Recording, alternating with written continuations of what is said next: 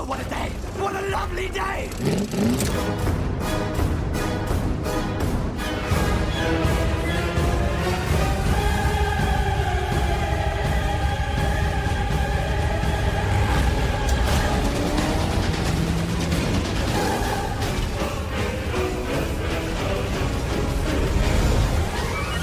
Welcome to the Mad Max Minute Podcast, the daily podcast where we break down Mad Max 1 minute at a time. I'm Rick. And I'm Julia. And today we're talking about minute 29, which begins with Goose yelling at someone in a field, and it ends with Max and Goose approaching the wrecked Chevy. So, it feels like more and more often we have minutes that run into each other, that just kind of flow without cutting cleanly. This is definitely one of those situations where we get Max, right at the beginning of this minute, responding to a trailed off statement that Goose made yesterday.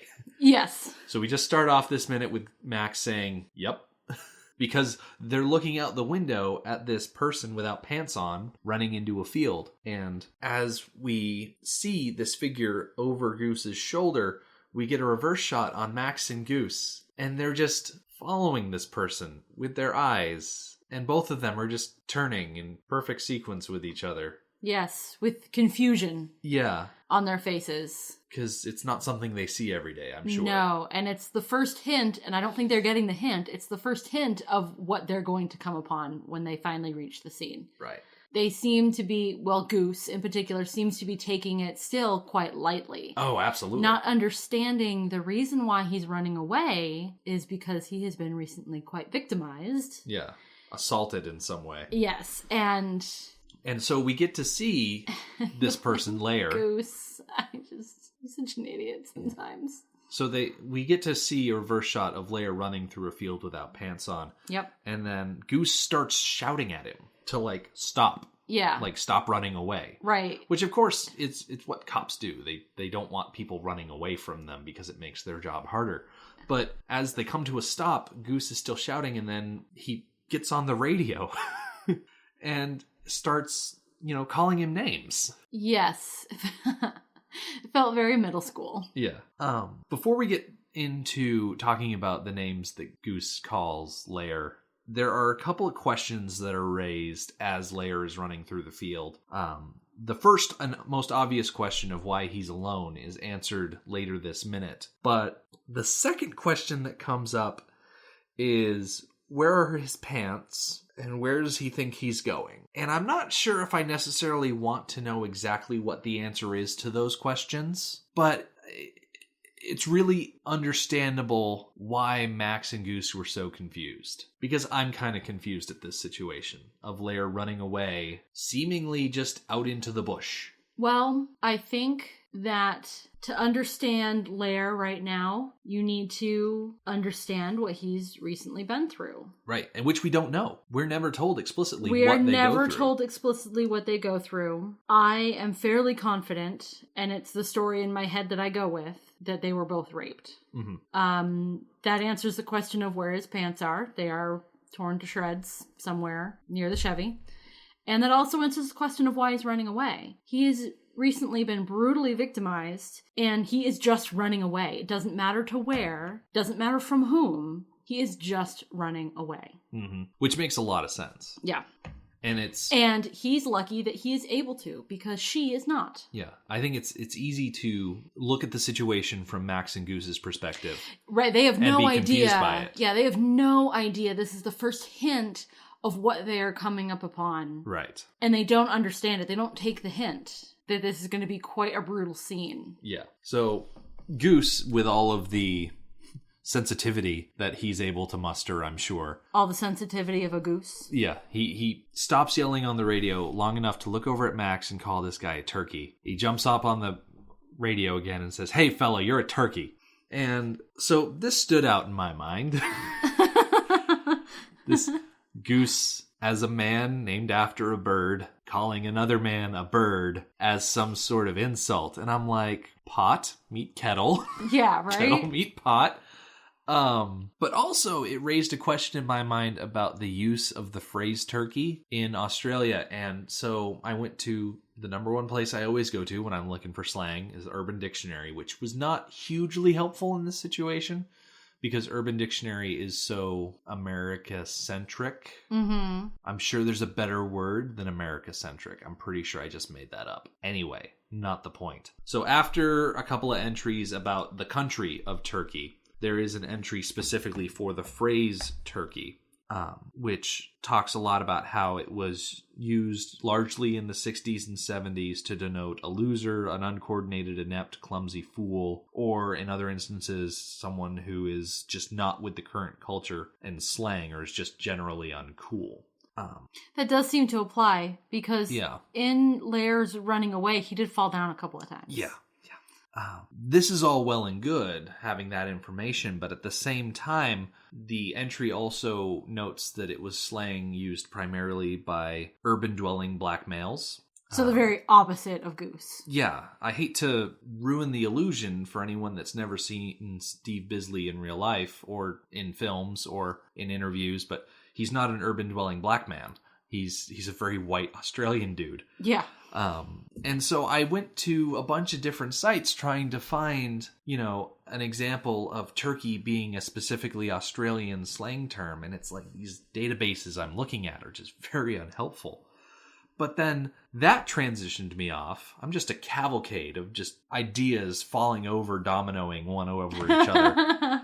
And I'm like, okay, Turkey. Obviously, living in New England, we have a long history of turkeys. Yes. And they roam free around here. Yeah, and I've got messages from listeners. One specifically said that they eat turkey for Christmas, usually. Christmas and things like that. Not for Thanksgiving, though. Yeah, they don't have Thanksgiving. Because they don't have Thanksgiving. Australia. He was very kind and reminding me of that. Talk about America-centric. But there are turkeys that are native to Australia, and so I looked it up. And the Australian brush turkey, Latin name Electura lathami, also frequently called the scrub turkey or bush turkey, is a common widespread species of mound-building bird found in eastern Australia from far north Queensland to Illawarra in New South Wales. The Australian brush turkey has also been introduced to Kangaroo Island in South Australia. It is the largest extant representative of the family Megapodiidae and is one of the 3 species to inhabit Australia. Despite its name and their superfluous similarities, the bird is not closely related to the American turkey or to the Australian bustard, which is also known as the bush turkey. Okay. So that's something you may not have already known. It is absolutely something I did not know. It's pretty interesting that turkeys are native to Australia, though. And they're native? Yeah. It's not a rabbit situation? Nope. Okay. Just big, fat, ground-dwelling birds. They make mounds? They make mounds. Do our turkeys make mounds? No, because growing up we had a flock that lived in our backyard and they ate all our grass, but they didn't build mounds. Yeah. As communities have built up in Australia and started to expand, Australians are having the same issues we are. With the turkeys being everywhere. Digging up their lawn and eating their gardens and things like that. And hanging out in the middle of the road when you're trying to get to work. Yeah. Yep. It's There's a reason we eat turkeys here. Yeah. So. Okay, so he calls him a turkey. Yep, and Lair just runs out into the outback. And he never slows down or stops unless he's falling down. So Max says they're going to go back and get him later on, but we never actually see them return for Lair. He's never seen or heard from again. Yeah. Okay, I'm just checking to see if I had anything else. Okay, so Max and Goose continue down the road. While they're still in the car, we get a bit of the Chevy in the scene. But you know what? Before we do, let's talk about the crow. Okay. I found the crow very interesting. I know that cinematically, crows are used to show when something bad is about to happen. Mm-hmm. I think often enough that it's more a trope. So, which we saw used a couple of minutes ago at the end of the Chevy scene, the last time we saw this Chevy. Well, it's back. The very next time we see the Chevy, the crow is back as well. Yeah, we can hear it cawing. We hear it cawing. We don't actually see it. So we hear the cawing, and we hear a person at the same time, right before it actually, saying Night Rider. The way that person, who turns out to be Johnny, we don't see him quite yet, we just hear him first. the way he says Knight Rider, he sounds like he's emulating the Crow. So it actually really does sound like the Crow is saying Knight Rider. Yeah. There's two parts to that line, actually. Yeah, because he says Knight Rider, the Crow cause, and then he says other things that I didn't catch. Yeah, he uses a phrase, Toecutter, which spelled out in the subtitles is a French word. I translated it on Google, but I can't tell you the translation without getting an explicit tag, and I can't pronounce it properly in French without having an explicit tag for the French listeners, because it's just a swear word. Okay, so he's cursing Knight Rider. Yeah. Okay, that's enough. Or making a play on the structure of the name Knight Rider. But as we're hearing these sound effects, and as we're hearing these dialogue, we're seeing the Interceptor drive up on the crash scene, and there's a symbol burned into the middle of the road. Oh, I didn't see that. Yeah. It seems that doing the donuts and the burnouts leaves a symbol, and that's the gang symbol. Yeah, so you've got a nice circle, and then you've got a line, and then the line, just like what would have been left in town. So it's obviously I didn't see that. So it's obvious to me that it's like their tag. It's a tag, yeah. Well, that answers the question from way back in minute 1 or 2 about the skull on the pavement. Yeah. If it's a tag, if it's a gang tag, it's not their gang tag. Yeah, certainly not. Because this is their gang tag. That's fascinating. I did not notice that. Yeah. So as we are driving up on the wreck, we're hearing the Crow and we're hearing Johnny. We're seeing the tag and we're seeing just bits of, wrecked everywhere. Chevy just lying on the road. And we kind of pan from seeing the road and then we pan over and we can see that it actually is just Johnny sitting on, I'm going to say, the front seat of the Chevy that they've completely torn out. Yeah. And left on the side of the road. Yes.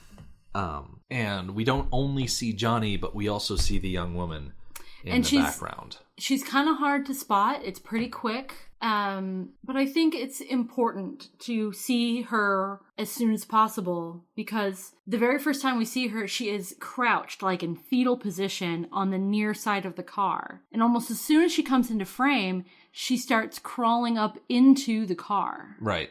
So she is actively trying to get away. Like, she's just been assaulted by several male individuals. Yes. And so the arrival of 2 more male individuals has got to be incredibly distressing to her. Yes. But as we see Johnny, he just seems addled, is the word I use to describe it. Yes. Impaired in some way. And I think this is a good point to bring up. We got a message on our Facebook page from a listener who listened to episode 14 and he was able to pick out some more information from the TV that Jesse and Max were listening to about the Knight Rider. The news report, yes. So I took a chunk out of his message.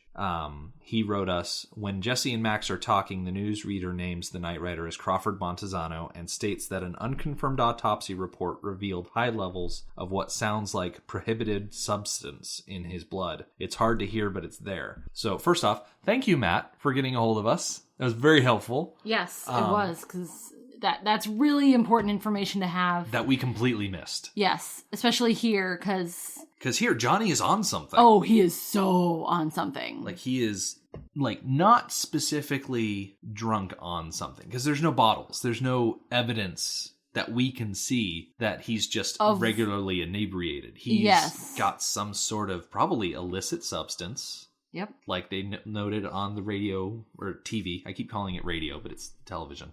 That these gang members are probably very involved with moving around. So he's gotten high on his own supply and he was just left behind. Which is... In this culture, if you can't ride your bike, then you're not coming with us. It's a very Top Gear way of looking at things. Absolutely. If you've somebody breaks down, you get left behind. Yeah. If you've ever watched an old episode of Top Gear when they were on the BBC, yeah, I think my favorite instance of someone being left behind on Top Gear was when they were in Africa and the sun was down and there were like lions and stuff. And yes. I think it was James May. He broke his tire, or maybe it might have been Richard Hammond who blew out a strut or something like that. But they just left them in the middle of the savannah and went off to be safe and left their buddy in the middle of Africa. Yep. But in this instance, It's Johnny who's left behind. And we kind of pan down, see all of that, and then we get another shot of the interceptor coming to a stop. And we can see Goose in the passenger side window, and he's just staring at all of it. Yes, it is quite a scene to come upon. It's interesting because this is a case that we are not seeing this through their eyes. We're not seeing it through Goose and Max's eyes because we already know what they're coming upon. Yeah. We saw it happen. So we're seeing their reaction from the outside. Right. It's important for us to see how it affects them because as an audience, like you said, we've already been affected by it. Yes. We got to see it happen, not in its entirety, thank goodness, but it's important for us to see how sobering this is to, especially for Goose, because he's been incredibly lax and jovial about pretty much everything up to this point. Yes. And the music tells what the actors cannot. It sort of gives this thing of them having a sudden realization about how serious this situation is. So they come to a stop and Max gets out of the car. They take their time about the whole thing, about getting out of the car. I was going frame by frame because I was looking for frames that were looking back at the Chevy with the girl and Johnny. And so I noticed how long it takes them to get out of the car. Yeah, because they've come to a sudden realization that, okay, there's been some serious violence here. Maybe the violence isn't over. Yeah. There's only one Max guy on a gets his motorcycle gun. here, but there could be more lying in wait somewhere. Yes. So we get another quick shot towards the Chevy. You can see the girl has crawled into what is now the back seat of the car. And Johnny kind of does this kind of half-hearted wave to the police officers. Yes. As if he doesn't exactly understand who has just shown up. But it's in this shot specifically that we can see that there is a rope that goes from like the ankle or something of the young woman to where Johnny is sitting. And he's just got her on a leash. Yes. Which kind of tells me that Lair was let go. If she is tied up, then I think Lair was probably released. Not so much escaped. But the guys that were brutalizing Lair probably just got bored with him and let him go. Yeah. And I think Johnny is the primary assaulter when it comes to the rape and brutalization of the young woman here.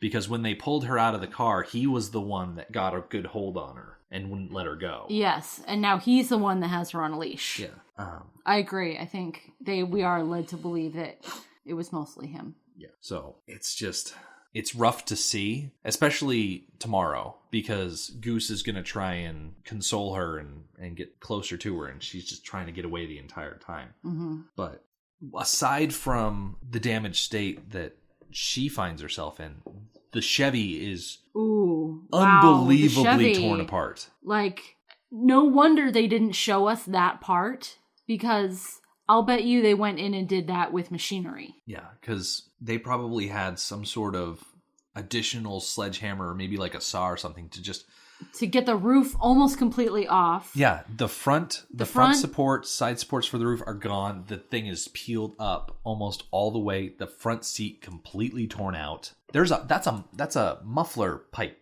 whatever, exhaust pipe that's just sitting in Johnny's lap. Yeah. And there's bits and pieces of the car strewn all over the place. Yeah, that's a front fender ripped off completely. It's like there's just I just don't understand how 7 guys could do that much damage. It's outrageous. I think that it is a culture of violence.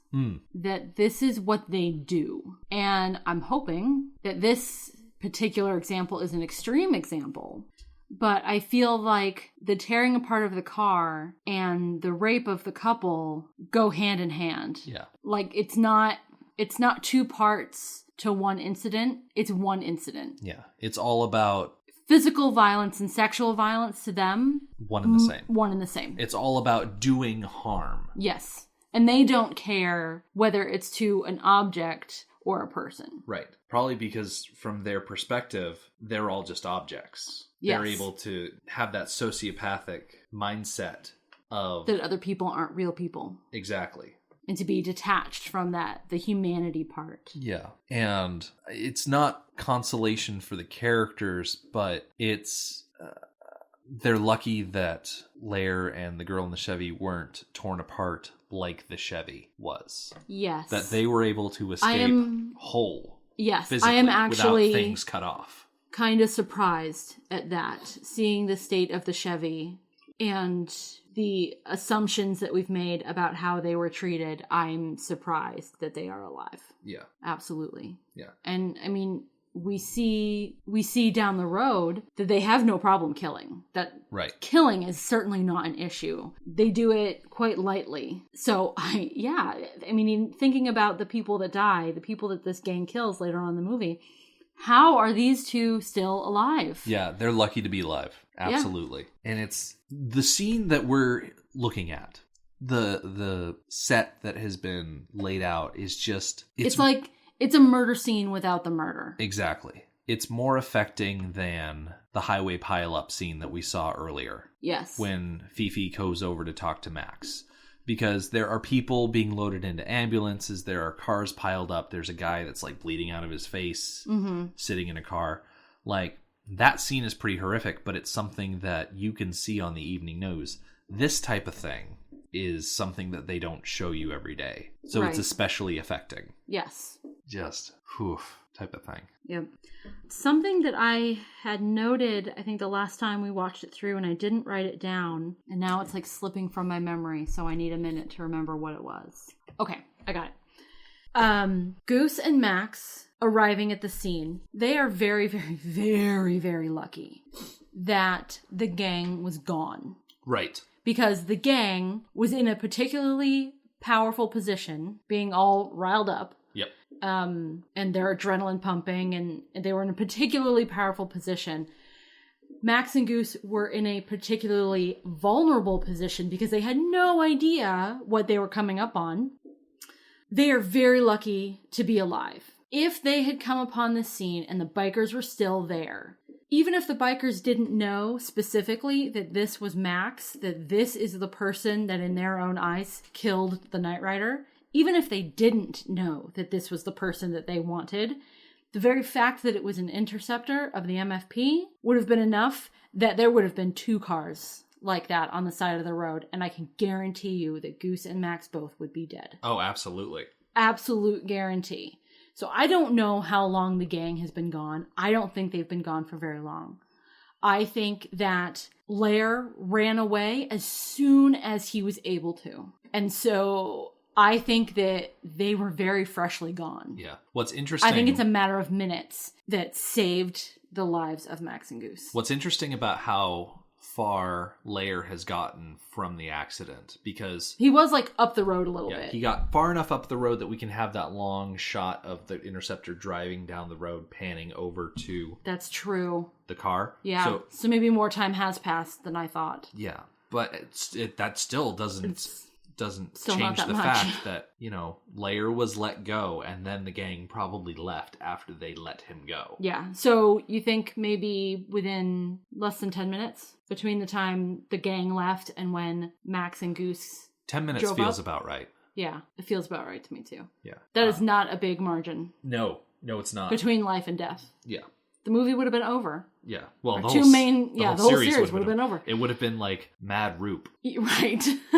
And that would have been awful. That would have been, I don't know, I feel like that would have been like a slapstick comedy. Yeah. Or like instead of a drama. Or it could have been Fifi getting all upset that they killed his hero, and so be Mad Fifi. Mad Fifi? That just doesn't have the same ring to it. No, it doesn't. But going back to the scene, away from my tangent, we go from the tableau of the wrecked vehicle and Johnny sitting on the thing to Max and Goose approaching, and they've got guns drawn because, like we said earlier, we don't know how many gang members are still there. They have one gun drawn. I don't know what's still in the car. Well, Goose has a service revolver. Okay, kind of a snub-nose revolver, but Max has the shotgun.